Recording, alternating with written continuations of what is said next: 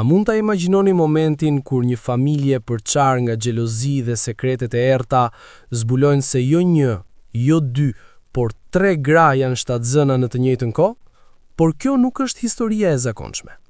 Sepse një nga ato gra është vjehra vet, Selveti, një grua 47 vjeçare që mendon se mund t'u vjedh vëmendjen 2 nuseve të saj, Arianës dhe Jetmirës. Çfarë ndodh kur konkurenca mes vjehrës dhe nuseve kalon çdo kufi? Çfarë ndodh kur sekretet fillojnë të zbardhen një nga një dhe e vërteta shkatërron çdo marrëdhënie familjare?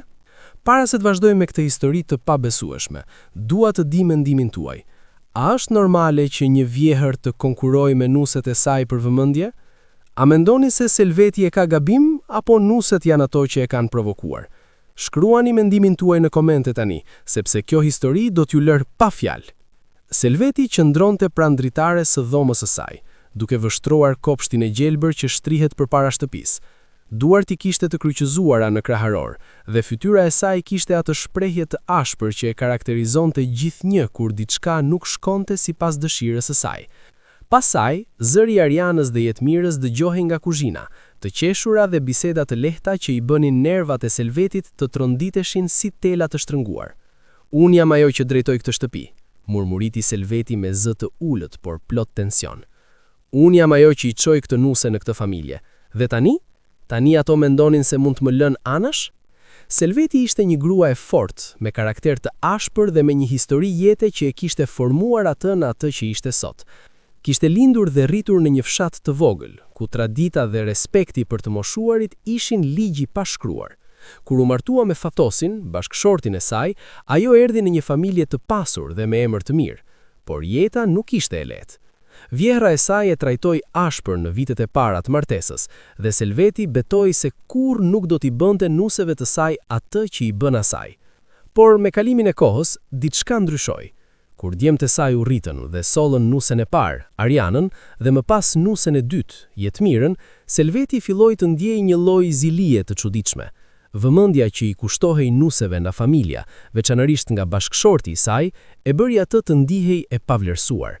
"Mam, a je mirë?" Zëri i Arianës e nxori Selvetin nga mendimet e saj. Ajo u kthye dhe pa nusen e vjetër, Arianën, duke u afruar me një shprehje të shqetësuar në fytyrë. "Po, jam mirë", tha Selveti me një ton të thatë. "Pse ç'do t'isha?" Ariana buzëqeshi, por në sytë e saj kishte një hije dyshimi. "Vetëm pyeta, duket sikur ke diçka në mendje." Selveti nuk u përgjigj. Ajo vështroi Arianën nga kokat e këmbët.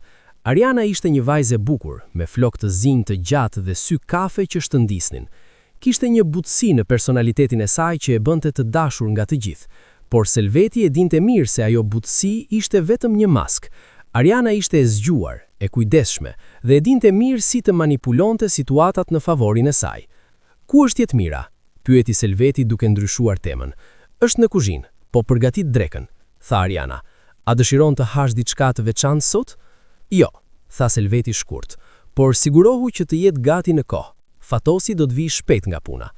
Ariana u largua dhe Selveti ndjeu një val zemrimi që i mbushte gjoksin. Ajo e dinte se kjo ndjenjë nuk ishte normale, por nuk mund ta kontrollonte. Ndjenja se nuset e saj po i merrnin vëmendjen, po i merrnin dashurinë që dikur ishte vetëm e saj, e konsumonte. Dhe tani, me lajmin që kishte marrë disa ditë më parë nga mjeku i saj, gjithçka kishte ndryshuar. Selveti ishte shtatzëna. Kjo ishte një lajm që as vetë nuk e kishte parashikuar. Në moshën 47 vjeçare mendonte se koha e fëmijëve ishte kaluar prej kohësh. Por jeta kishte vendosur ndryshe, dhe kur mjeku ja konfirmoi, Selveti nuk e dinte nëse duhej të ndihej e lumtur apo e tëmërsuar. Por një gjë ishte e qartë, ky lajm do të ndryshonte gjithçka. Por ajo nuk ja kishte thënë ende askujt, as Fatosit, as djemve të saj, as nuseve. Ajo donte të zgjidhte se si dhe kur ta shpallte këtë lajm, sepse e dinte mirë se reagimet do të ishin të ndryshme. Disa do të habiten, disa do të gëzohen, dhe disa do të xhelozohen. Dhe ky mendim e bëri atë të buzëqeshte për herë të parë atë mëngjes. Në kuzhinë, Ariana dhe Jetmira punonin bashkë për të përgatitur drekën. Marrëdhënia mes tyre ishte komplekse, në sipërfaqe dukeshin si motra, por nën atë fasad ishte një konkurrencë e heshtur që asnjëra nuk e pranonte haptazi. A e vure re si na shikoi mamaja? Pyeti Jetmira duke prerë perimet me kujdes. Ariana ngriti supet. Ajo na shikon gjithmonë kështu, nuk është asnjë e re. Por sot ishte ndryshe, insistoi Jetmira. Kishte diçka në sytë e saj, diçka që më bëri të ndjelesha e pakëndshme. Jetmira ishte nusja e re, e martuar me djalin e dytë të Selvetit, Ermalin. Ajo ishte e re, vetëm 25 vjeçe, dhe kishte ardhur në këtë familje me shpresa dhe ëndra të mëdha. Por shpejt kishte kuptuar se të jesh nuse në shtëpinë e Selvetit nuk ishte e lehtë. Vjehra e saj kishte standarde të larta dhe pritej që çdo gjë të bëhet sipas dëshirës së saj. Në fakt, kam diçka për të thënë, tha Jetmira papritur, duke e bërë Arianën të ngrihet nga puna dhe ta shikoj. Çfarë? Pyeti Ariana me kuriozitet. Jetmira lëshoi thikën dhe u kthye për t'ju përballur Arianës. Fytyra e saj shkëlqente nga një lloj lumturie të fshehur. Unë jam shtatzën. Ariana mbeti pa fjalë për një moment. Sytë e saj u zgjeruan dhe për një çast, një shprehje e pazakontë kaloi në fytyrën e saj. Diçka mes gëzimit dhe diçka e tjetër që Jetmira nuk mund ta identifikonte. O Jetmir, tha Ariana më në fund, duke e përqafuar nusen më të re. Ky është një lajm i mrekullueshëm. Kur e zbulove? Para disa ditësh, tha Jetmira duke buzëqeshur gjerësisht. Shkova në mjekun fshehur azi, sepse doja të isha e sigurt përpara se t'ja thosha dikujt. Por tani që jam e sigurt, dua t'ja them Ermalit sonte. Ariana buzëqeshi, por kishte diçka të detyruar në atë buzëqeshje. Ai do të jetë shumë i lumtur, dhe mamaja gjithashtu. Por në zemër, Ariana ndjeu një pickim zilie. Ajo vetë ishte shtatzën prej 3 muajsh, por ende nuk ja kishte thënë askujt përveç bashkëshortit të saj, Albionit. Kishte planifikuar ta shpallte lajmin në darkën familjare të së shtunës, por tani që Jetmira ja kishte thënë asaj më parë, ndjeu sikur vëmendja që meritonte, po i vihej dikujt tjetër. Në fakt, tha Ariana ngadalë, duke vendosur se ishte koha ta zbulonte sekretin e saj.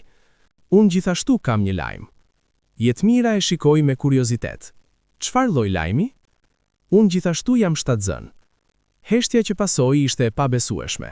Jetmira e shikoi Arianën me një shprehje që kaloi nga çudia te pabesuesia dhe më pas te diçka që i ngjante xhelozisë.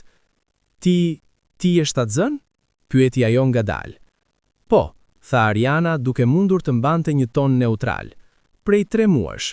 Nuk kisha planifikuar ta them ende, por tani që ti më the për veten, Jetmira nuk e dinte se si të reagonte. Nga njëra anë, ishte e lumtur për Arianën, por nga ana tjetër, ndjeu një humbje të vëmendjes që mendonte se do të merrte. Ajo kishte imagjinuar se lajmi i saj do të ishte qendra e vëmendjes në familje, por tani që Ariana gjithashtu ishte shtatzën, gjithçka ndryshoi. Urime, tha Jetmira më në fund, por zëri i saj mungonte ngrohtësia që kishte pasur më parë. Gjithashtu ty, tha Ariana. 2 gratë u kthyen në punën e tyre, por atmosfera kishte ndryshuar. Tani midis tyre kishte një tension i ri, një konkurrencë e heshtur, që asnjëra nuk e pranonte, por që të dyja e ndinin thellë. Kur Fatosi u kthye në shtëpi atë mbrëmje, u prit nga aroma e mrekullueshme e darkës. Ai ishte një burr në mesin e 50-tave, me pamje të denjë dhe me një prezencë që komandonte respekt. Kishte punuar shumë për të ndërtuar biznesin e tij dhe për të siguruar një jetë të mirë për familjen e tij. Por në vitet e fundit, kishte filluar të ndihet i lodhur. Përgjegjësitë e shumta dhe tensioni i vazhdueshëm në shtëpi e kishin konsumuar. Mirëmbrëma, tha Fatosi, duke hyrë në dhomën e ndenjës ku Selveti, Ariana dhe Jetmira po prisnin. Mirëmbrëma dashuri, tha Selveti, duke u ngritur për ta përqafuar nusen më të re. Si ishte dita? E lodhshme si gjithmonë, tha Fatosi, me një buzëqeshje të lodhur.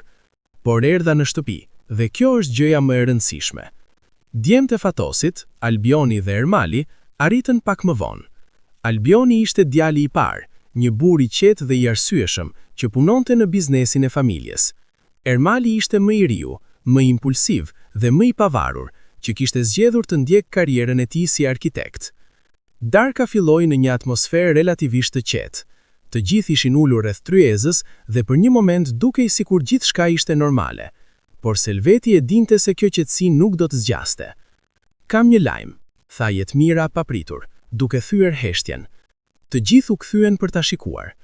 Unë jam shtatzën, tha ajo me një buzëqeshje të gjerë. Ermali u ngrit menjëherë dhe e përqafoi gruan e tij. Vërtet, ky është i mahnitshëm, Jetmira. Fatosi dhe Selveti gjithashtu shprehën gëzimin e tyre, por Selveti ndjeu një pikel të thellë. Ajo e dinte se tani vëmendja do të fokusohej tek Jetmira dhe lajmi i saj do të mbetej në hije. Urime Jetmira, tha Selveti, me një buzëqeshje që nuk arriti në sytë e saj. Gjithashtu ty, tha Ariana. Ka edhe një lajm tjetër, tha Ariana duke vendosur se ishte koha ta zbulonte sekretin e saj. Unë gjithashtu kam një lajm. Kësaj here, reagimi ishte edhe më i fortë. Albioni e përqafoi Arianën me gëzim, dhe Fatosi u ngrit për t'i uruar të dy janusen, por Selveti mbeti në vendin e saj, duke shikuar skenën me një shprehje të shkujdesshme. Dy shtatzëni në të njëjtën kohë, tha Fatosi me gëzim. Kjo është një bekim i madh për familjen tonë. Por për Selvetin, kjo nuk ishte një bekim, ishte një kërcënim. Ajo e dinte se tani, me dy nuset shtatzëna, ajo do të humbiste edhe më shumë vëmendjen që kishte pasur dikur, dhe kjo e bëri vendimin e saj edhe më të fortë. Kam edhe unë një lajm, tha Selveti papritur. Të gjithë u ndaluan dhe e shikuan me çudi. Çfarë lloj lajmi, mam? Pyeti Albioni. Selveti mori një frym të thellë. Unë gjithashtu jam shtatzën. Heshtja që pasoi ishte absolute. Askush nuk lëviste, askush nuk fliste. Të gjithë thjesht shikuan Selvetin me një shprehje të përzier befasie, pa besueshmërie dhe shoku. Ti je shtatzën? Pyeti Fatosi më në fund, zëri i tij i ulët dhe i kontrolluar. Po, tha Selveti thjesht, jam shtatzën. Nata që pasoi shpalljen e Selvetit ishte një nga më të vështirat që familja kishte përjetuar ndonjëherë. Pas drekës, të gjithë u tërhoqën në dhomat e tyre, por askush nuk mund të flinte. Mendjet e tyre ishin plot pyetje, dyshime dhe emocione të ndryshme që nuk mund t'i shprehnin me fjalë. Në dhomën e tyre, Fatosi dhe Selveti qëndronin në heshtje. Fatosi ishte ulur në skajin e shtratit me kokën e mbështetur në duart e tij. Ai nuk e dinte se si të reagonte. Nga njëra anë, lajmi i gruas së tij ishte diçka që duhej ta gëzonte, por nga ana tjetër, kishte shumë pyetje që nuk mund t'i ignoronte. Pse nuk më the më herët? Pyeti ai më në fund, zëri i tij i ulët dhe i kontrolluar. Sepse doja të isha e sigurt, tha Selveti, duke qëndruar pranë dritares me shpinën ndaj tij, dhe sepse doja ta shpalla në kohën e duhur. Por pse sonte? Pyeti Fatosi. Pse në të njëjtën darkë kur nuset tona shpallën lajmet e tyre? Selveti u kthye dhe e shikoi burrin e saj. Çfarë do të thoshe me këtë? Do të them se duket sikur po konkuroje me to. Duket sikur nuk mund të pranoje që ato të kenë vëmendjen. Selveti ndjeu një val zemërimi. Si guxon të thuash diçka të tillë? Unë jam nëna e këtyre djemve. Unë jam ajo që e mbajti këtë familje bashkë për vite. Dhe tani, kur kam një lajm të rëndësishëm, ti ma akuzon për xhelozi? Nuk po ta akuzoj, tha Fatosi, duke u ngritur. Por duhet të pranosh se koha që zgjodhe për ta shpallur këtë nuk ishte e rastësishme. Selveti nuk u përgjigj. Ajo e dinte se Fatosi kishte të drejtë, por nuk do ta pranonte kurrë. Ajo kishte nevojë për vëmendjen, për dashurinë që ndjente se po i vihej dikujt tjetër, dhe nëse kjo e bënte të dukej konkurruese, atëherë le të ishte kështu. Në dhomën tjetër, Ariana dhe Albioni po diskutonin të njëjtën temë. Nuk mund ta besoj, tha Ariana, e ecur përpara dhe mbrapa në dhomë. Si është e mundur që ajo të jetë shtatzën në këtë moshë? Është e mundur, tha Albioni me qetësi. Edhe pse e rrallë, gratë mund të mbeten shtatzëna edhe në moshën e mamit. Por kjo nuk është çështja, tha Ariana me frustrim. Çështja është se ajo e bëri këtë me qëllim. Ajo pa që ne shpallëm lajmet tona dhe vendosi të na vjedh vëmendjen. Albioni e shikoi gruan e saj me një shprehje të menduar. A mendon vërtet se mamaja do të bënte diçka të tillë? Po, mendoj, tha vendosmërisht.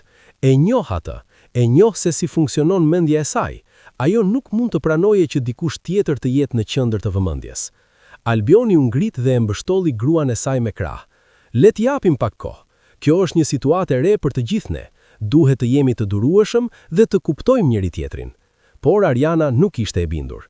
Ajo e dinte se kjo ishte vetëm fillimi i një lufte të re, një lufte për vëmendjen, për dashuri, për pozicionin në familje. Jetmira dhe Ermali po kalonin një bisedë të ngjashme. Në dhomën e tyre, Jetmira pyeti Ermalin duke u shtrirë në krah të tij. Çfarë mendon për të gjithë këtë? Nuk e di, pranoi Ermali. e pazakont, por nëse mamaja thot se është shtatzën, atëherë duhet ta besojmë. Por në këtë moshë, pyet Jetmira, a nuk është e rrezikshme? Mund të jetë, por kjo është vendimi i saj dhe i babit. Ne duhet vetëm ta mbështesim. Jetmira nuk tha asgjë për një moment. Ajo ndjente një përzierje emocionesh që nuk mund t'i shpjegonte.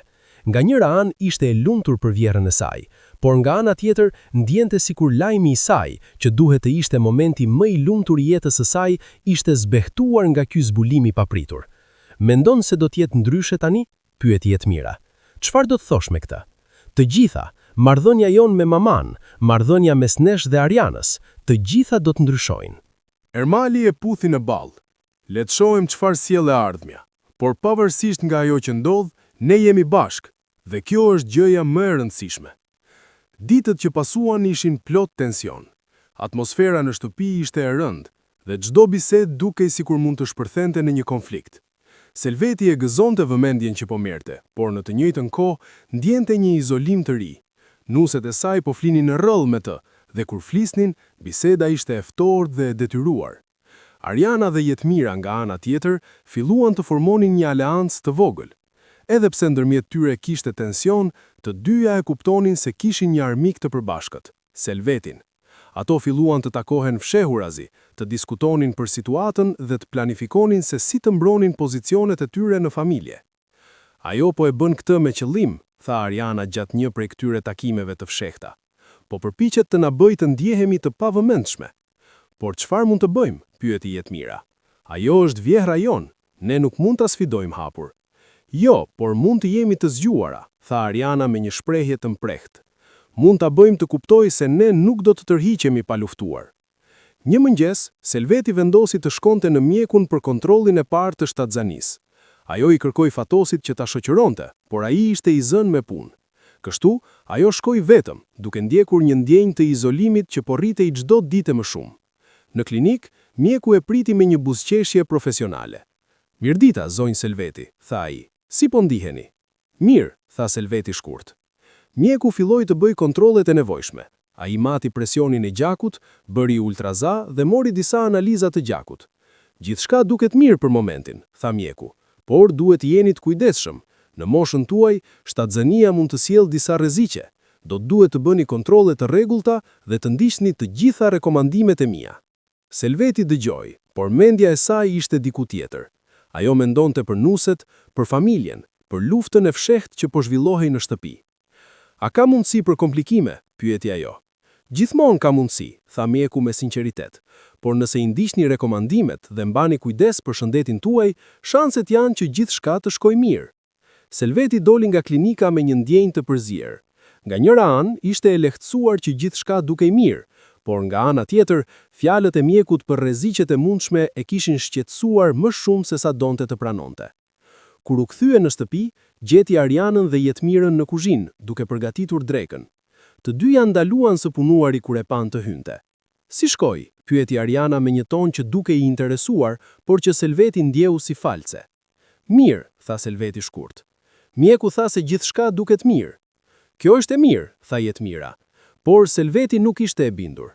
Ajo e shihte shprehjen në sytë e tyre, atë përzierje të vogël të shpresës dhe diçka e tjetër që ajo nuk mund të identifikonte.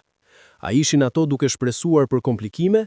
A ishin ato duke dëshiruar që diçka të shkonte keq? Ku është Fatosi? Pyeti ajo, duke ndryshuar temën. Në zyrë, tha Ariana. Tha se do të vonoj sot. Selveti u ngarkua me një ndjenjë të re frustrimi. Burri i saj, që duhet të ishte mbështetja e saj më e madhe, po shfaqte gjithnjë e më pak interes për situatën e saj. Ajo ndjeu lot duke u mbledhur në sytë e saj, por i shtyur mbrapa. Nuk do t'i jepte kënaqësinë nuseve të saj që ta shihni të dobët. Javët kaluan dhe tensioni në shtëpi rritej. Çdo situatë e vogël shndërrohej në një konflikt. Një fjalë e gabuar, një shprehje e keqe, një vështrim i gabuar, gjithçka mund të shkaktonte një debat të zjarrt. Një pasdite, Selveti dhe Ariana përfunduan në një debat të fortë për një çështje të vogël, se kush duhet të vendoste për menyn e darkës. Unë jam ajo që drejtoj këtë shtëpi. Unë vendos për çfarë do të ham. Por unë jam ajo që po e gatuaj dhe mendoj se kam të drejtë të them mendimin tim. Mendimi yt nuk ka rëndësi këtu, tha Selveti me ashpërsi. Ti je vetëm një nuse. Unë jam zonja e kësaj shtëpie. Unë jam nusja e djalit tuaj të parë, jam nëna e fëmijëve të ardhshëm të kësaj familjeje, dhe meritoj respekt. Respekt, qeshi Selveti me ironi. Ku ishte respekti yt kur fillove të veproshe si kur kjo shtëpi të përket ty? Unë kur nuk kam vepruar kështu, tha Ariana duke u përpjekur të mbante qetësinë. Por ju po bëheni gjithnjë e më të vështira të duruara. Kjo ishte pika e thyerjes. Selveti u ngrit dhe i afrua Arianës, fytyra e saj e kuqe nga zemrimi. Si guxon të më flasësh kështu? Tha ajo me zë të ulët dhe kërcënues. Unë jam ajo që të solli në këtë familje. Unë mund të të nxjerr po aq lehtë. Ariana nuk u tërhoq. Provoi dhe shiko se çfarë do të thot Albioni.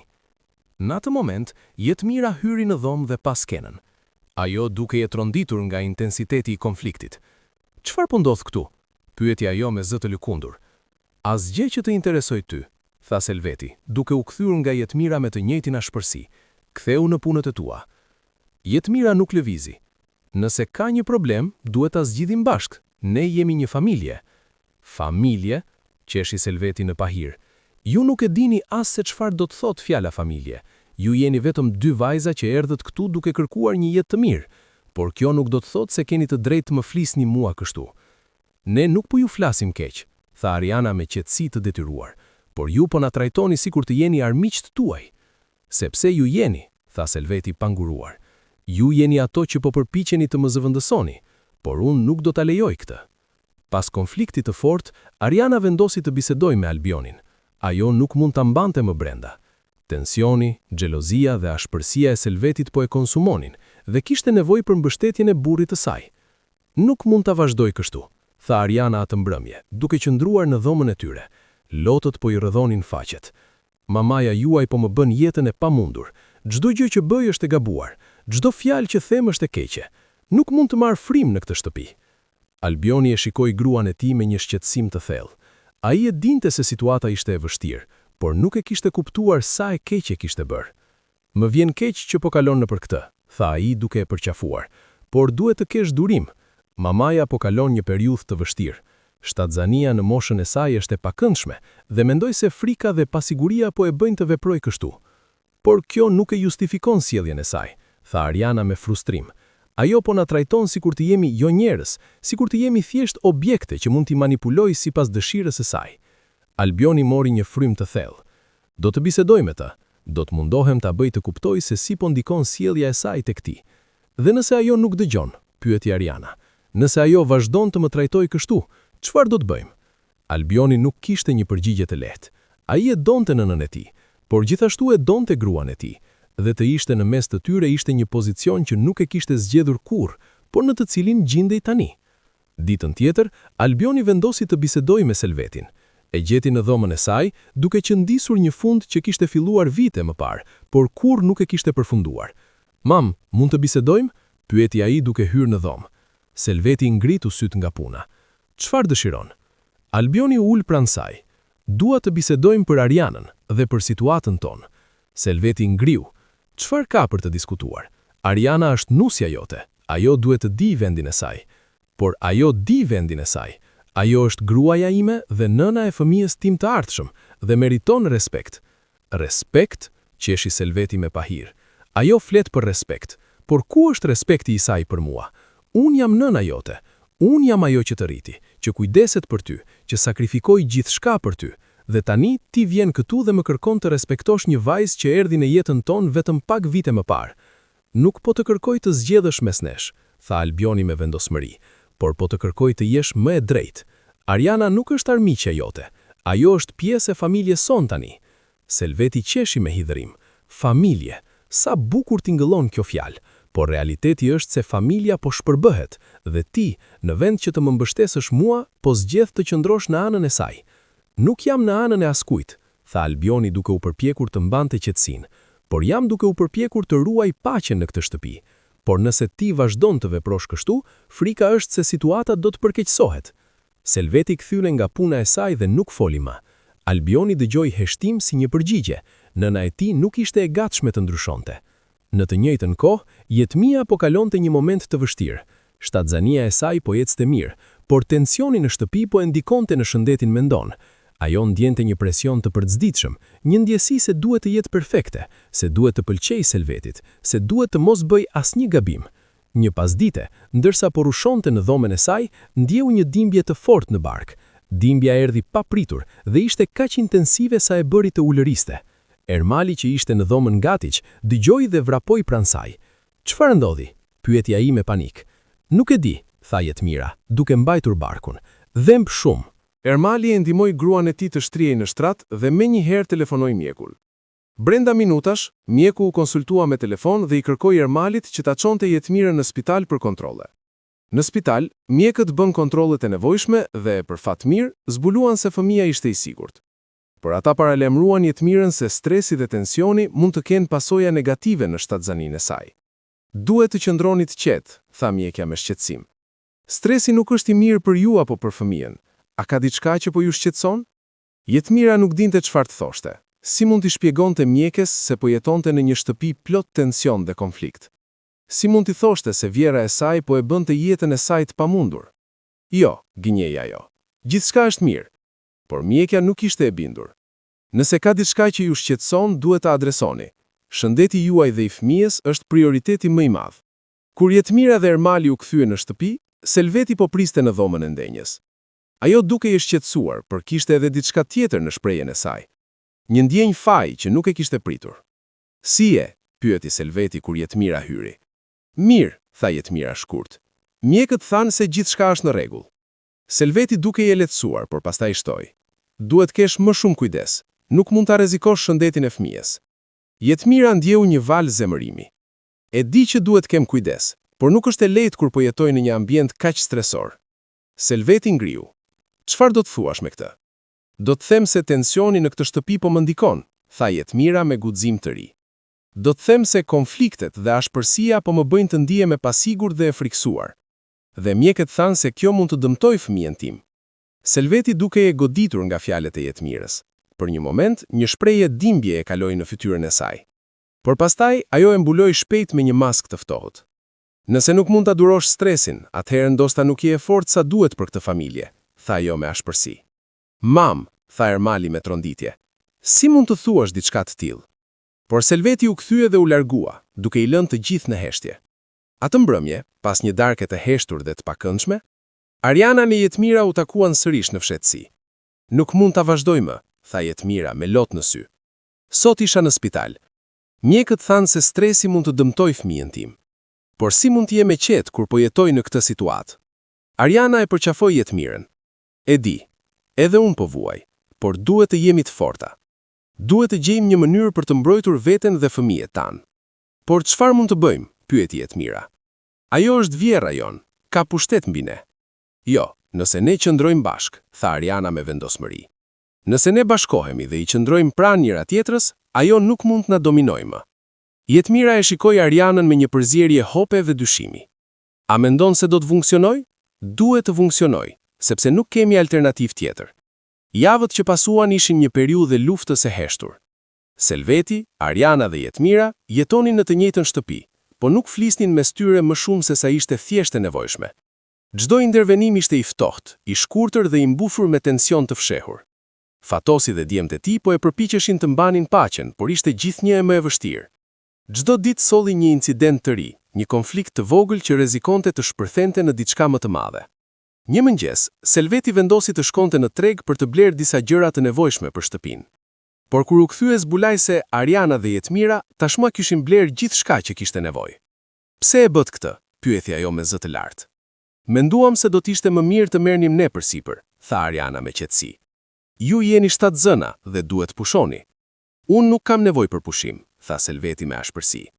"Unë jam plotësisht e aftë të kujdesem për detyrat e mia." "Por mjeku tha se duhet keni kujdes. Ne thjesht po përpiqemi të jemi të dobishëm." "Unë nuk kam nevojë për ndihmën tuaj," tha Selveti me një ton që nuk lejonte diskutim. "Kjo është shtëpia ime dhe unë vendos se çfarë duhet bëhet këtu." Ariana dhe Jetmira shkëmbeu një shprehje dhe vendosën të mos debatonin më tej. Por tensioni midis tyre dhe Selvitit po bëhej gjithnjë e më i padurueshëm. Ndërkohë, Selveti po përjetonte vështirësitë e veta me shtatzënin. Në moshën 27 vjeç, Trupi i saj nuk po reagonte në të njëjtën mënyrë siç kishte reaguar me shtatzënit në të shkuarën. Ajo po ndjente dhimbje, lodhje të skajshme dhe një ndjenjë të vazhdueshme pa sigurie. Një ditë, gjatë një kontrolli rutinë te mjek, zbuloi se presioni i saj i gjakut ishte i lartë. Mjeku e paralajmëroi se kjo mund të ishte një shenjë problemeve më serioze dhe i kërkoi të bënte më shumë kontrolle. Duhet të ulni stresin, tha mjeku me seriozitet. Presioni i lartë i gjakut gjatë shtatzënisë mund të çojë në komplikime serioze si preeklamsia. Kjo mund të jetë e rrezikshme për ju dhe për fëmijën. Selveti dëgjoi me një ndjenjë rritës të frikës, por ajo nuk donte t'ia tregonte këtë askujt në familje. Ajo nuk donte të dukej e dobët apo e pafuqishme. Kështu që u kthye në shtëpi dhe u soll sikur gjithçka ishte në rregull. Por brenda po luftonte me frikën e saj të thellë. Çfarë po ndodhte me të? Çfarë po ndodhte me fëmijën e saj? A ishte kjo vendimi i gabuar që ta mbante këtë shtatzëni? Një mbrëmje, gjatë darkës familjare, Fatosi vendosi të adresoj situatën. Ne duhet të bisedojmë, thaj, duke vështruar të gjithë rreth tryezës. Nuk mund të vazhdojmë kështu. Kjo familje po shpërbëhet dhe ne duhet të gjejmë një mënyrë për të zgjidhur konfliktet tona. Nuk ka konflikt, tha Selveti shkurt. Gjithçka është në rregull. Jo, gjithçka nuk është në rregull, tha Albioni, duke marrë guximin për të folur. Mam, ti dhe Ariana po luftoni vazhdimisht dhe Jetmila po vuan prej kësaj. Ne duhet të gjejmë një mënyrë për të bashkëjetuar në paqe. Unë nuk po luftoj me askënd, tha Selveti me mbrojtje. Unë thjesht po përpiqem të ruaj rendin në këtë shtëpi. Por rendi që ti po përpiqesh të ruash po shkakton më shumë kaos, tha Ermali duke mbështetur vllain e tij. Ne kemi nevojë për ndryshim. Selveti i shikoi djemtë e saj me një shprehje të plagur. Pra ju po më ktheheni kundër meje? Ju po zgjidhni nuset tuaja mbi mua? Nuk është çështje zgjedhje, tha Fatosi me vendosmëri, por është çështje e bërit gjëja e drejtë. Nëse ne dëshirojmë që kjo familje të mbijetojë, duhet të mësojmë të respektojmë njëri tjetrin. Selveti u ngrit nga tavolina. Nuk dua të dëgjoj më shumë nga kjo bisedë, tha ajo me zë të lëkundur. Nëse ju të gjithë mendoni se unë jam problemi, atëherë ndoshta është më mirë që të largohem. Mam, mos të bëj këtë, tha Albioni, duke u ngritur për ta ndaluar. Por Selveti tashmë ishte dal nga doma dhe u mbyt në domën e saj. Heshtja që pasoi ishte e rëndë. Askush nuk e dinte se çfarë të thoshte apo si ta trajtonte situatën. Fatosi u zbriti sërish, duke mbështetur kokën e tij në duar me një shprehje lodhje dhe dëshpërimi. "Çfarë po bëjmë?" murmëriti ai. "Si arritëm këtu?" Askush nuk kishte një përgjigje. Atë natë, Selveti qau në heshtje në domën e saj. Ajo ndjente një dhimbje të thellë që nuk mund ta shpjegonte me fjalë. Ndjenja se familja e saj po kthehej kundër saj, se djemtë e saj po zgjidhnin nuset mbi të, ishte më e dhimbshme se çdo plagë fizike. Por në të njëjtën kohë, një pjesë e vogël e saj e dinte se kishte kontribuar këtë situatë. Xhelozia e saj, nevoja e saj për vëmendje, refuzimi i saj të pranonte se gjërat kishin ndryshuar, të gjitha këto kishin krijuar një distancë mes saj dhe familjes. Por si mund ta ndryshonte këtë? Si mund ta pranonte se ishte gabuar, kur e gjithë jeta e saj kishte qenë për të qenë e fortë, për të qenë ajo që kontrollonte, për të qenë qendra e familjes? Ditët që pasuan ishin edhe më të vështira. Selveti u tërhoq plotësisht nga jeta familjare. Ajo kalonte shumicën e kohës në domën e saj, duke dalë vetëm kur ishte absolutisht e nevojshme. Ariana dhe Jetmira morën përsipër shumicën e detyrave të shtëpisë, dhe ndërsa ato filluan të ndiheshin më të relaksuara. "Është sikur mund të marrim frym përsëri," tha Jetmira një ditë ndërsa gatuanin bashkë. "E di çfarë do të thuash, por ndonjëherë ndihem fajtor. Ajo është në domën e saj, e vetme, dhe ne jemi këtu duke vazhduar jetën tona sikur asgjë nuk është ndodhur." "Por çfarë mund të bëjmë?" pyeti Jetmira. "Ne u përpoqëm të afroheshim, u përpoqëm të ishim të mirë, por ajo na e ktheu çdo herë." Ariana nuk desa për një moment. Ajo e dinte se Jetmira kishte të drejtë, por ende ndjente një peshë në zemër. Një pasdite, ndërsa Selveti po pushonte në domën e saj, ndjeu një dhimbje të fortë në bark. Ishte e ndryshme nga gjithçka që kishte ndjer, një dhimbje e mrept që e bëri të ulëriste. Fatosi, që ishte në domën ngjitur, dëgjoi dhe vrapoi pranë saj. "Çfarë ndodhi?" pyeti ai në panik. "Demb," tha Selveti mbajtur barkun. "Demb shumë." Fatosi menjëherë telefonoi ambulancën, Brenda minutësh, Selveti ishte duke u transportuar në spital. Ariana, Jetmira dhe djemt ndoqën në makinat e tyre. Në spital, mjekët bën kontrollet e nevojshme. Rezultati ishte shqetësues. Selveti po pësonte nga preeklamsia, një gjendje serioze që mund të kishte pasoja të rënda për të dhe për fëmijën.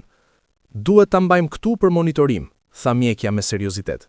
Presioni i saj gjakut është shumë i lartë dhe ka shenja të dëmtimit të organeve. Kjo është një situatë e rrezikshme. Fatosi ndjeu një frikë që nuk e kishte ndjerë prej kohësh. A do të jetë mirë? Pyeti ai me zë të lëkundur. Do të bëjmë gjithçka që mundemi, tha mjekja, por duhet të jeni të përgatitur për çdo mundësi. Në dhomën e pritjes, Ariana dhe Jetmira qëndronin në heshtje. Të dyja ndihenin një përzierje emocionesh, shqetësim për Selvetin, fajsi për konfliktet e kaluara dhe frikë për atë që mund të ndodhte. A mendoni se ne kemi faj? Pyeti Jetmira me zë të ulët. Çfarë do të thuash? Pyeti Ariana. Për gjendjen e saj, tha Jetmira. Mjeku tha se stresi mund të ketë kontribuar dhe ne kontribuam në atë stres. Ariana mori një frymë të thellë. Ne të gjithë kontribuam, por në fund të gjithë morën zgjedhjet tona. Ajo zgjodhi të veprojë në mënyrën që veproi dhe ne zgjodhëm të reagonim në mënyrën që reaguam. Por nëse diçka i ndodh, Jetmira nuk mund ta përfundonte qelin. Ariana e kapi dorën e Jetmirës. Ajo do të jetë mirë, duhet të jetë. Selveti kaloi 3 ditë në spital në monitorim të kujdesshëm. Presioni i saj gjakut u stabilizua gradualisht, por mjekët ende ishin të shqetësuar për gjendjen e saj dhe të fëmijës. Gjatë atyre ditëve, Selveti kishte shumë kohë për të menduar. Ajo mendonte për jetën e saj, për zgjedhjet që kishte bërë, për marrëdhëniet që kishte dëmtuar, dhe për herë të parë në shumë kohë, ajo filloi të shihte gjërat nga një perspektivë re. Fatosi erdhi çdo ditë për ta vizituar. Ai i mbante dorën, i fliste me butësi dhe për herë të parë në vite, Selveti ndjeu atë lidhje të vjetër që kishte pasur me të. Më fal, tha ajo një ditë me lot në sy. Kam qenë e tmerrshme. Fatosi e shtrëngoi dorën e saj. Ne të gjithë kemi gabuar, por gjëja e rëndësishme është se ende kemi kohë për ta rregulluar. Por si? Pyeti Selveti. Si mund ta rregulloj gjithçka që kam prishur? Një hap në një kohë, duke filluar me kërkesë falje dhe duke u përpjekur të bëhesh më mirë. Kur Selveti u lirua nga spitali, familja e priti në shtëpi me një atmosferë të ndryshme. Kishte ende tension, por kishte edhe diçka tjetër, një shpresë të vogël që gjërat mund të përmirësoheshin. Ariana dhe Jetmira u afruan Selvetit me kujdes. Si ndiheni? Pyeti Ariana me një zë të butë. Më mirë, tha Selveti. Ajo i shikoi të dy anuset me një shprehje që ishte e ndryshme nga më parë, dhe dua t'ju kërkoj falje. Të dyja u befasuan. Kam qenë e tmerrshme me ju, vazhdoi Selveti. Kam lejuar xhelozin dhe pasigurinë time të shkatrojnë marrëdhënien tonë, dhe për këtë jam vërtet e penduar. Ariana ndjeu lot duke i mbushur syt. Ne gjithashtu kemi gabuar, ne nuk u përpoqëm të kuptonim nga povinje. Por tani duhet të fillojmë nga e para, tha Selveti. Duhet të mësojmë të jemi një familje e vërtet. Jetmira u afrua dhe përqafoi Selvetin me kujdes. Do të përpiqemi, të gjithë do të përpiqemi. Javët që pasuan ishin të vështira, por gjithashtu ishin kohë riparimi. Selveti, Ariana dhe Jetmira filluan të kalonin më shumë kohë bashk. Ato biseduan, ndan eksperiencat e tyre dhe filluan të ndërtojnë ura ku më pari ishte vetëm mure. Një ditë, ndërsa po qëndronin në kuzhinë duke përgatitur ëmbëlsira për festën e ardhshme familjare, Selveti filloi të tregoj historitë e kaluarës së saj. Kur u martova për herë të parë, mendoja se e dija gjithçka për të qenë një grua e mirë, një nuse e mirë, por vjersha ime më tregoi shpejt se nuk e dija asgjë. Ajo ishte e ashpër, e rrept dhe shpesh më bënte të ndiheja e pavlerëshme. Ariana dhe Jetmira dëgjuan me vëmendje. Për vite, betoja se kur nuk do t'i bëja nuseve të mia atë që më bën mua, por diku përgjatë rrugës, humbja ku po shkoja dhe çfarë po bëheja, dhe kur ju erdhët në jetën time, në vend që t'ju trajtoja si vajzat që kur nuk pata, ju trajtoja si konkurrente. Por përse? Pyeti Jetmira me butësi. Selveti mori një frymë të thellë. Sepse kisha frikë se do të më zvendësonin, frikë se dashuria që kishta për mua do të transferohej tek ju, dhe në vend që t'i përballja ato frika, i kam përdorur për t'ju atakuar ju. Por ne nuk po përpiqeshim t'ju zëvendësonim, tha Ariana. Ne vetëm po përpiqeshim të gjenim vendin tonë në këtë familje. E di këtë tani, tha Selveti, dhe jam aq e penduar për kohën që kemi humbur duke luftuar mes nesh. Ndërsa muajt kalonim dhe shtatzënitë të 3 grave avancuan, marrëdhëniet e tyre vazhduan të përmirësoheshin. Kishte ende momente të vështira, momente kur tensioni i vjetër ngrihej sipërfaqen, por tani, në vend që të linin që ato momente t'i shkatronin, ato biseduan për to dhe u përpoqën t'i zgjidhnin.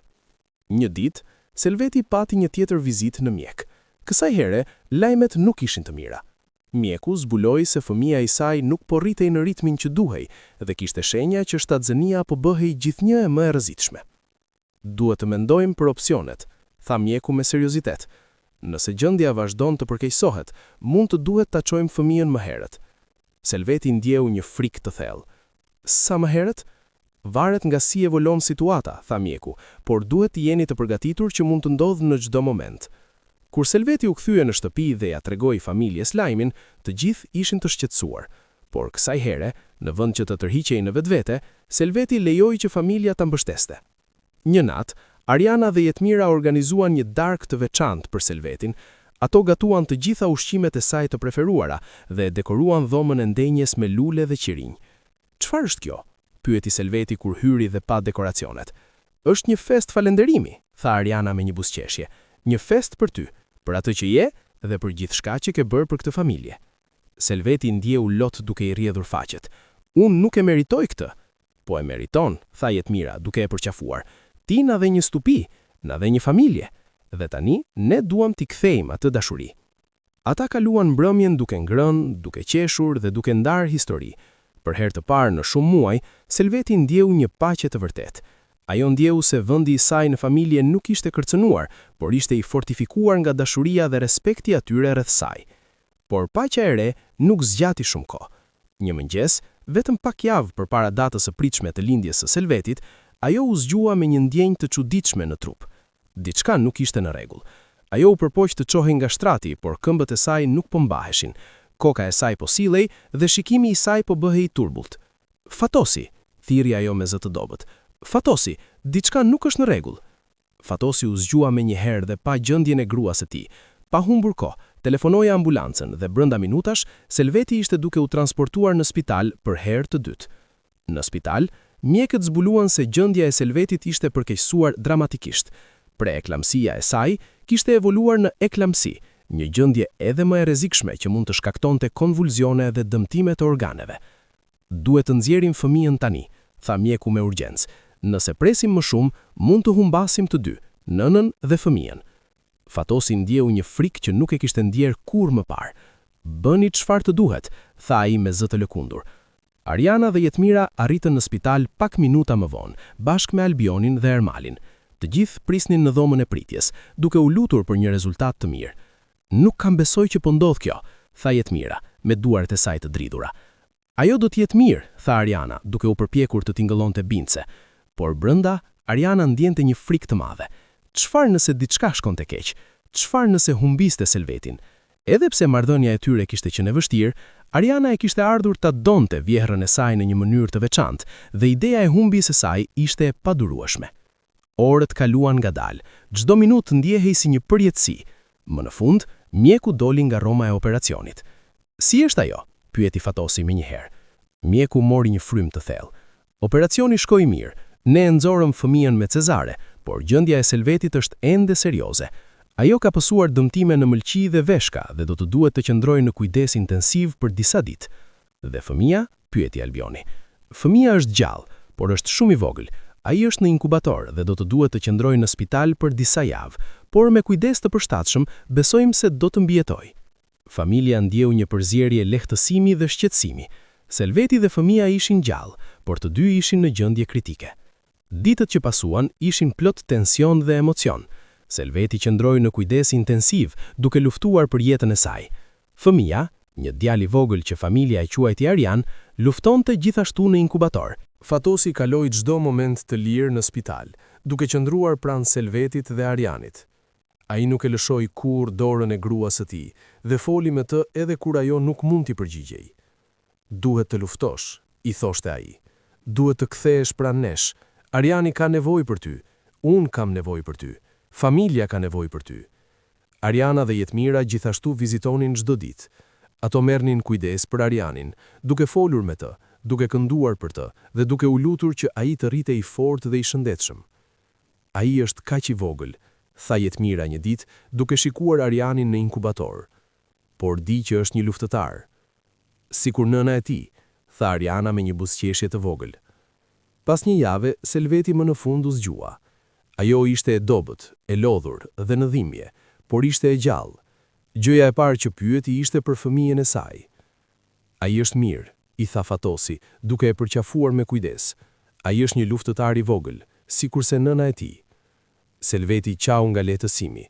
Dua ta shoh. Mjekët lejuan që Selveti të çohej me karrocë në inkubatorin e Arianit. Kur ajo e pa djalin e saj për herë të parë, ndjeu një dashuri që nuk kishte ndjer kurrë më parë. Ai ishte kaq i vogël, kaq i dobët, por ai ishte i saj. Përshëndetje, djali im i vogël, tha ajo me zë të lëkundur. Unë jam këtu, dhe nuk do të lë kurrë. Përgjatë javëve të ardhshme, edhe Selveti edhe Ariani përmirësoheshin gradualisht. Selveti u kthye në shtëpi, edhe pse ende kishte nevojë për pushim dhe kujdes. Ariani mbeti në spital pak më gjatë, por edhe ai po bëhej më i fortë çdo ditë. Ndërkohë, Ariana dhe Jetmira gjithashtu po afroheshin me datat e tyre të lindjes. Ariana lindi një vajzë të bukur, që e quajti Amira, dhe Jetmira lindi një djalë që e quajti Enis. Për herë të parë në shumë kohë, shtëpia ishte e mbushur me gëzim të vërtet. 3 fëmijë të rinj, Ariani, Amira dhe Enisi, sollën një energji të re dhe një shpresë të re në familje. Me kalimin e muajve, jeta filloi të normalizohet. Selveti, Fatosi, Ariana dhe Jetmira gjetën një ritëm të ri në bashkëjetesën e tyre. Ato ndihmuan njëra tjetrën me fëmijët, ndanë përgjegjësitë e shtëpisë dhe mbi të gjitha mësuan të respektojnë dhe të dashurojnë njëra tjetrën. Por rruga nuk ishte e lehtë. Kishte ende momente të vështira, momente kur tensioni i vjetër kthehej. Një ditë, Selveti dhe Ariana patën një debat të vogël për mënyrën se si duhet të ushqehej Amira. Mendoj se duhet të filloj me ushqime të ngrata, tha Ariana. Por ajo është ende shumë e vogël, duhet të presim edhe pak. Por mjeku tha se është koha e duhur, insistoi Ariana. Selveti ndjeu një valë të vjetër zemërimi duke u ngritur, por kësaj radhe, në vend që ta linte që të shpërthente, ajo mori një frym të thellë dhe tha: "Ti ke të drejtë, unë jam duke u përpjekur të kontrolloj shumë. Ti je nëna e Amirës dhe ti di më mirë se çfarë është më mirë për të." Ariana ishte bafasuar nga reagimi i Selvetit. "Faleminderit që kupton, por gjithashtu vlerësoj këshillat tuaja. Ti ke përvojë dhe di gjëra që unë ende po mësoj." Kjo ishte një moment kthese për të dyja. Ato kuptuan se mund të kishin mendime të ndryshme, bepasuar konflikt. Mund të respektonin njëra tjetrën edhe kur nuk pajtohen. Një pasdite verore, Selveti organizoi një piknik në gosht për të gjithë familjen. Ishte një ditë e bukur dhe ata të gjithë ulën së bashku. Selveti dhe Fatosi, Albioni dhe Ariana me Amirën, Ermali dhe Jetmira me Enisin, dhe Ariani i vogël që po luante në barin e gjelbër. "Kjo është e bukur," tha Fatosi, duke shikuar rreth atij me një buzëqeshje të vogël. "Kjo është ajo që gjithmonë kam dëshiruar, një familje e lumtur dhe e bashkuar." Selveti e shikoi burrin e saj dhe pastaj shikoi rreth familjes së saj. Ajo mendonte për gjithçka që kishin kaluar, konfliktet, xhelozinë, dhimbjen, por ajo gjithashtu mendonte për mësimet që kishin mësuar dhe për dashurinë që kishin gjetur. "Ne kemi qenë në një udhëtim të vështirë," tha Selveti, "por mendoj se ne jemi më të fortë tani për shkak të tij." Ariana dhe Jetmira buzëqeshën, "Jemi," thanë ato në unison. Ndërsa fëmijët po rriteshin, Selveti gjeti një rol të ri në familje. Ajo nuk ishte më ajo që kontrollonte gjithçka, por ishte një më me mëmave, një gjyshe e dashur që ofronte mbështetje, dashuri dhe urtësi. Ajo kalonte kohë me çdo fëmijë, duke treguar histori, duke kënduar këngë dhe duke ndërtuar kujtime të reja. Dhe në këto momente, ajo gjeti një lumturi që nuk e kishte ndjer kurrë më parë. Një ditë, ndërsa po luante me Arianin e vogël, Ariana u afrua dhe u ul pranë saj. "Faleminderit," tha Ariana me butësi. "Për çfarë?" pyeti Selveti. "Për të qenë nëna që gjithmonë kemi pasur nevojë. E di se kemi pasur kohën tonë të vështirë, por tani, duke parë si jeni me fëmijët, duke parë sa dashuri keni për ta, e kuptoj sa me fat jemi që t'ju kemi." Selveti ndjeu lot duke I mbushur syt. Unë jam ajo që jam me fat. Ju më keni dhënë një shans të dytë. Ju më keni dhënë mundësinë që të jem persona që gjithmonë kam dëshiruar të jem. Të dyja gratë e përqafuan njëra tjetrën dhe në atë moment e gjithë dhimbja e së kaluarës u tretu. Me kalimin e viteve, shtëpia e Selveit u bë një vend I gëzimit dhe dashurisë.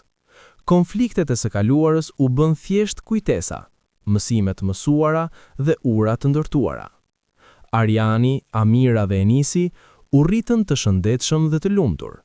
Ata e donin njëri tjetrin sikur të ishin vëllezër dhe motra të vërtet, dhe ata e donin Selvetin me një dashuri të veçantë që e bënte atë të ndjehej si gruaja më e bekuar në botë.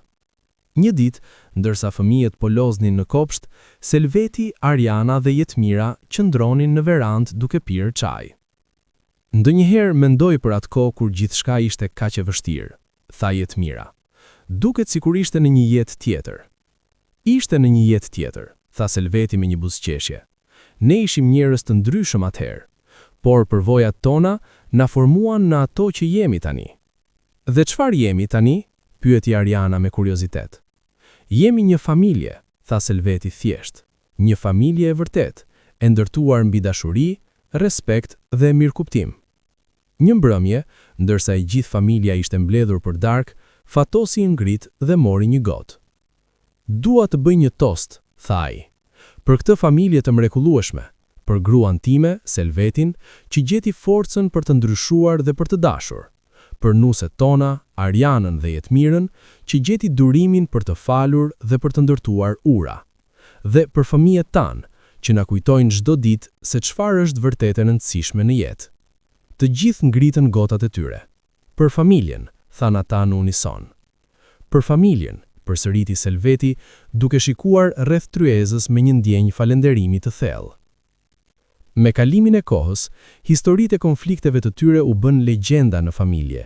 Histori që tregoheshin për të kujtuar se sa larg kishin ardhur dhe se sa të rëndësishme ishin mësimet që kishin mësuar.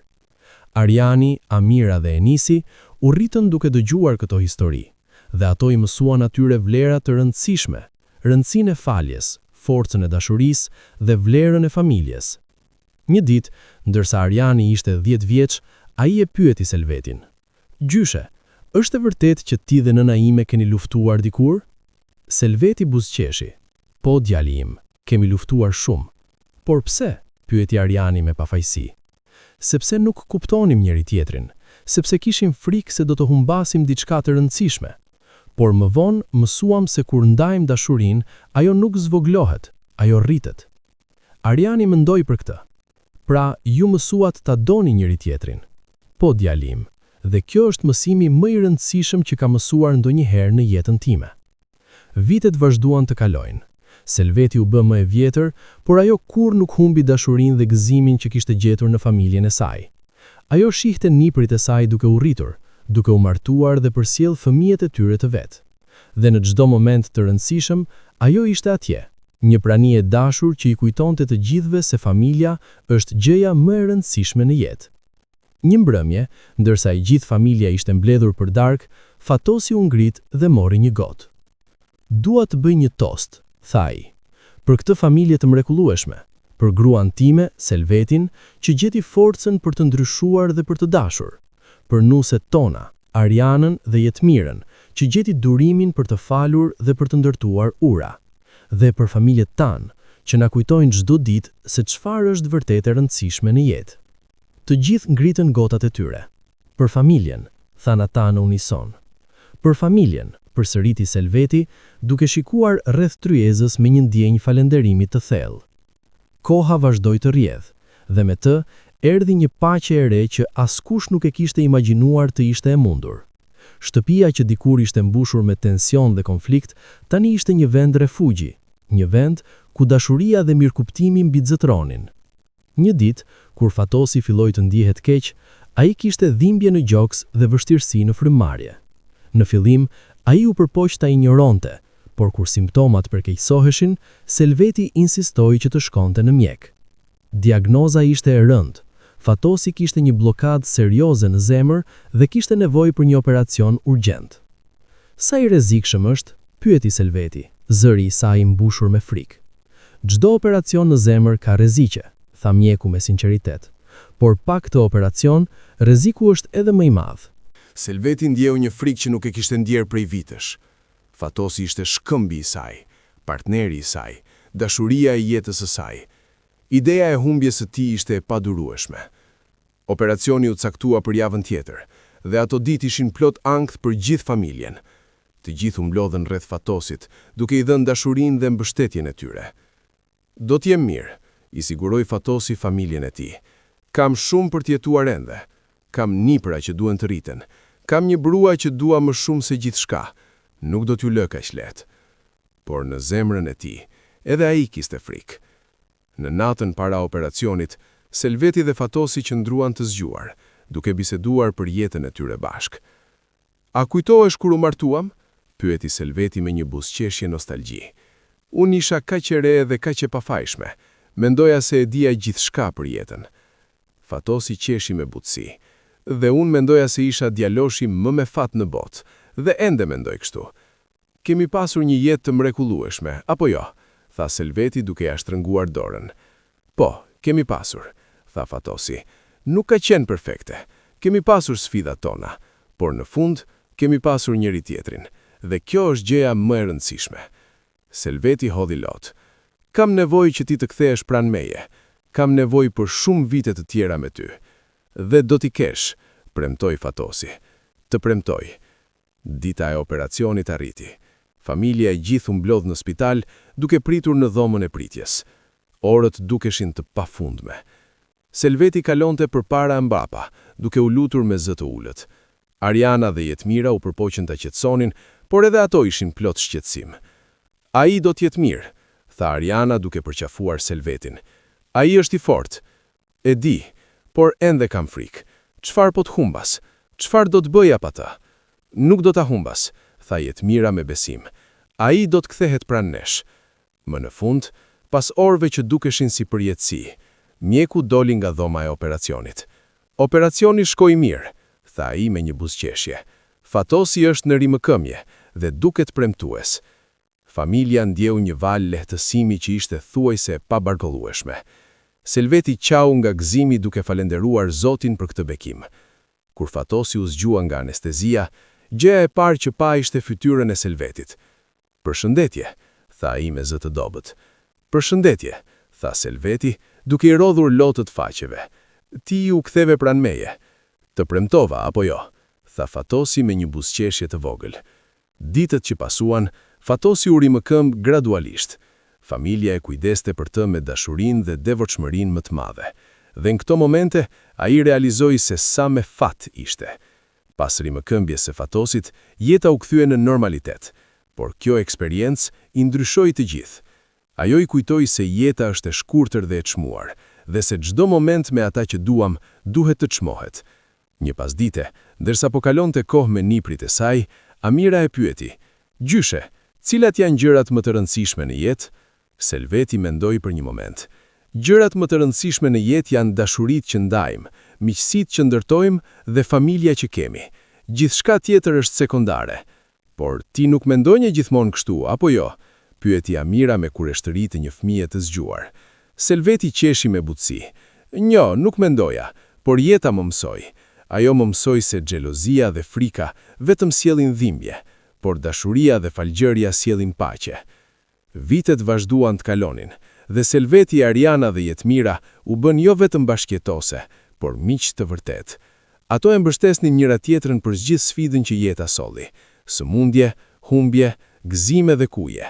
Dhe kur erdhi koha që fëmijët e tyre të bënin kujtimin e tyre, ato ishin atje për të udhëhequr, për të mbështetur dhe për t'i dashur. Një ditë ndërsa familja e gjithë ishte mbledhur për një fest familjare, Selveti u ngrit për të bërë një fjalim.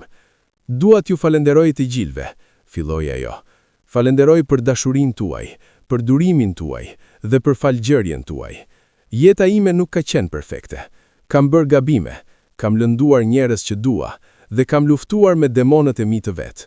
Por ju më keni dhënë shans pas shanse për të qenë më mirë, dhe për këtë do t'jem përgjithmonë mirënjohëse. Familja e duart krotiti Selvetin dhe shumë prej tyre kishin lot në sy. Dhe tani, dua t'i them diçka Arianës dhe Jetmirës. Të dyja gratë u afruan dhe qëndruan pranë Selvetit.